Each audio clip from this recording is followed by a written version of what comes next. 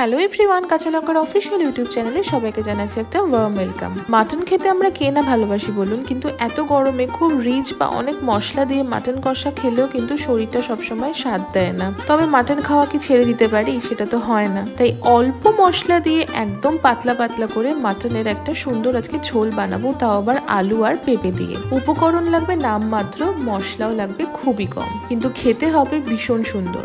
চলুন আমার সাথে কাঁচা লঙ্কা রান্নাঘরে। প্রথমেই আগে উপকরণগুলো দেখিয়ে দিই। আলু আর পেঁপে দিয়ে মাটনের পাতলা ঝোল বানানোর জন্য প্রথমে আমি 1 কেজি মাটন নিয়েছি। মাটনটাকে ভালো করে ধুয়ে পরিষ্কার করে নিয়েছি। এবার আমি টুকরো করে কেটে রাখা আলু আর পেঁপে নিয়েছি। একটা বড় মাপের পেঁয়াজ আমি লম্বা লম্বা করে কেটে নিয়েছি। 2টো টমেটো নিয়েছি। 3টে গোটা রসুন নিয়েছি। কিছুটা গোটা গরম মশলা নিয়েছি, যেমন তেজপাতা, দারচিনি, লবঙ্গ, ছোট এলাচ আর গোটা গোলমরিচ। এবার আমি 1 টেবিল স্পুন আদা বাটা নিয়েছি। 1 টিস্পুন আমি রসুন বাটা নিয়েছি। পরিমাণ মতন কাঁচা লঙ্কা নিয়ে নিয়েছি। 1 টেবিল স্পুন হলুদ গুঁড়ো নিয়েছি। 1 টেবিল স্পুন আমি কাশ্মীরি রেড চিলি পাউডার নিয়েছি। 1 টিস্পুন রেড চিলি পাউডার নিয়েছি। 1 টিস্পুন আমি জিরে গুঁড়ো নিয়েছি। 1 টিস্পুন আমি ধনে গুঁড়ো নিয়েছি। 1 টিস্পুন গরম মশলার গুঁড়ো নিয়েছি। ব্যাস, আমি কিন্তু ঠিক এই কটাই উপকরণ নিয়েছি। এবার রান্নাটা শুরু করার আগে প্রথমেই একটা প্রেসার কুকার নিয়ে নিয়েছি। পুরো রান্নাটাই কিন্তু আমি প্রেসার কুকারে করব। প্রেসার কুকারে আমি 2 to 3 টেবিল স্পুন সর্ষের তেল গরম করে নিয়ে তাতে প্রথমেই চিনি দিলাম। চিনিটা সামান্য একটুখানি গলে আসলে তাতে প্রথমেই আমি তেজপাতা দিলাম আর দিলাম গোটা গরম মশলা, সাথে গোটা গোলমরিচটাও দিয়ে দিলাম। বেশ মিনিট খানেক মতো সতে করে নিয়েই কেটে রাখা পেঁয়াজটা দিয়ে দিলাম। পেঁয়াজটা কিন্তু বেশ ভালো করে আমরা প্রথমে লাল লাল করে ভেজে নেব। পেঁয়াজটা ভাজার মাঝখানেই সামান্য একটু নুন দিয়ে দিলাম, তাতে পেঁয়াজ ভাজার প্রসেসটা একটু তাড়াতাড়ি হবে। বেশ 3 থেকে 4 মিনিট ভেজে নেওয়ার পর দেখুন পেঁয়াজের কালারটা সুন্দর চেঞ্জ হয়ে একটু লাল লাল হয়ে আসছে। এবার আমি প্রথমে আদা বাটা দিয়ে দিলাম।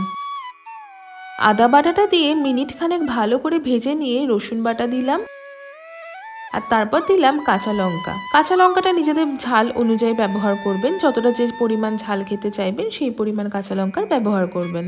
এবার আমি 2খানা টমেটো দিয়ে দিলাম। টমেটোটা কিন্তু আমি গোটাই ব্যবহার করেছি, আপনারা দেখতেই পাচ্ছেন টমেটোটা কিন্তু রান্না করতে করতে সুন্দর গলে যাবে। এবার আমি আলু আর পেঁপেটা দিয়ে দিলাম। আলু ছাড়া তো মাটনের ঝোল ভাবাই যায় না, কিন্তু পেঁপে দিলেও কিন্তু মাটনটা খেতে খুব ভালো হয়। পেঁপে আমাদের শরীরের জন্য খুবই ভালো, আর পেঁপে মাটন বা যে কোনো মিট টেন্ডারাইজ করতে বা তাড়াতাড়ি সেদ্ধ হতে কিন্তু সাহায্য করে। আলু আর পেঁপে দিয়ে হাই ফ্লেমে আমি 3 থেকে 4 মিনিট ভালো করে রান্না করে নেব। যতক্ষণ রান্না হচ্ছে আমি তার মাঝে একটুখানি জল গরম করতে বসিয়ে দিলাম। আলু আর পেঁপেটা যতক্ষণ রান্না হচ্ছে তার মাঝখানে আমি উপর থেকে সামান্য নুন ছড়িয়ে দিলাম। দেখুন আলু আর পেঁপেটা বেশ একটু ভাজা ভাজা হয়ে এসেছে। এবার আমি উপর থেকে কাশ্মীরি রেড চিলি পাউডার দিলাম। এটা কিন্তু রংটা ভালো আনবে, তবে ঝালের জন্য আমি একটুখানি লাল লঙ্কার গুঁড়ো মানে 1 টিস্পুন মতো লাল লঙ্কার গুঁড়ো দিলাম।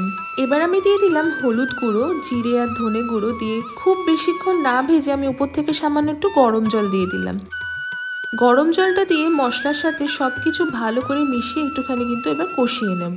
এবার আমি গোটা রসুনটা দিয়ে দিলাম। অবশ্যই রসুনটা ব্যবহার করার আগে ভালো করে ধুয়ে তবেই দেবেন। গরম ভাতে মাংসের ঝোলের সাথে গোটা রসুন খেতে কিন্তু অসাধারণ লাগে। যদি আপনারা এখনো পর্যন্ত কেউ এটা ট্রাই না করে থাকেন তাহলে কিন্তু অবশ্যই ট্রাই করবেন, আর ট্রাই করে আমাদের জানাবেন কেমন লাগলো।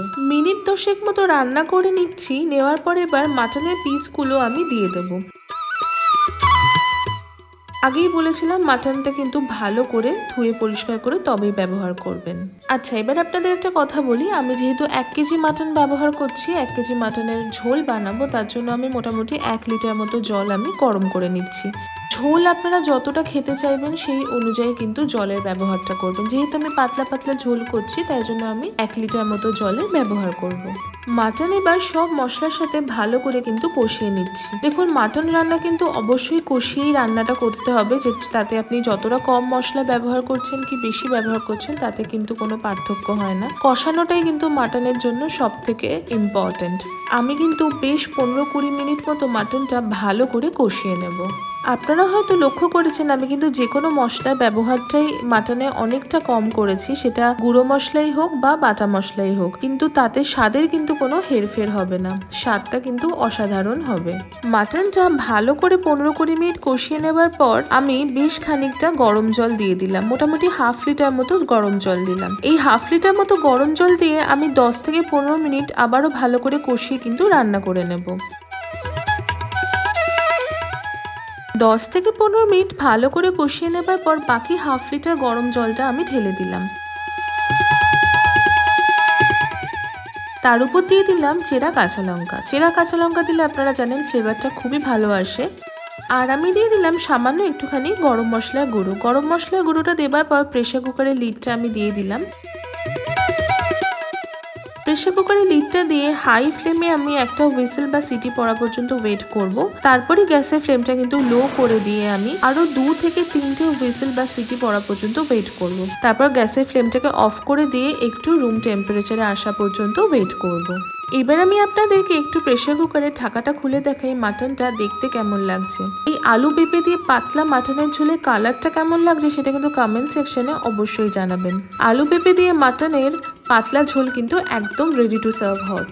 আলু পেঁপে সবকিছুই কিন্তু খুব সুন্দর সেদ্ধ হয়েছে, ইনফ্যাক্ট মাটনটাও কিন্তু ভীষণ সুন্দরভাবে সেদ্ধ হয়ে গেছে। আমি একদম কম মশলাতে ভীষণ সিম্পল ওয়েতে মাটনের একটা খুব সুন্দর পাতলা ঝোল আপনাদের বানানো শেখালাম। আমি জানি আপনারাও হয়তো বাড়িতে কম বেশিভাবে বানিয়েই থাকেন, তবে আমি যেভাবে বানালাম সেভাবে একবার বানাবেন। আর বানালে আমাদের কিন্তু কমেন্ট সেকশনে অবশ্যই জানাবেন যে খেতে কেমন হয়েছিল।